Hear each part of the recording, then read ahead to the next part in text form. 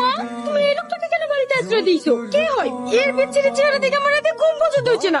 এ বুড়ি, মানুষকে এভাবে বলতে হয় না। তাই বলে কদিন থাকবে এই বাড়িতে? তোর বিয়ে হলে চলে যাবে। ঠিক আছে, আমি কিচ্ছু বলবো না, কিন্তু ও যেন আমার সামনে না আসি।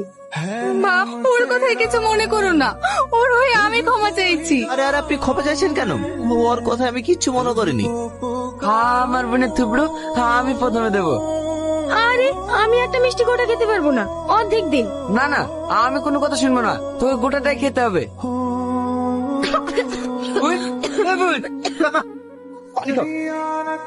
তুমি কি চলো বলো?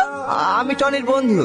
না, তুমি টনির বন্ধু না, তুমি টনি। তোমার এই কণ্ঠের আওয়াজ সবসময় আমার কানে ভাসে। তোমরা কেন আমার সাথে এমন অভিনয় করছো? সত্যি করে বলো না। হ্যাঁ, আমি সে টনি, সে তোমার যোগ্য না। কেন যোগ্য না? কারণ আমার গোটা বলটা আগুনে পুড়ে ছারখার হয়ে গেছে। তোমাকে হারাতে চাই।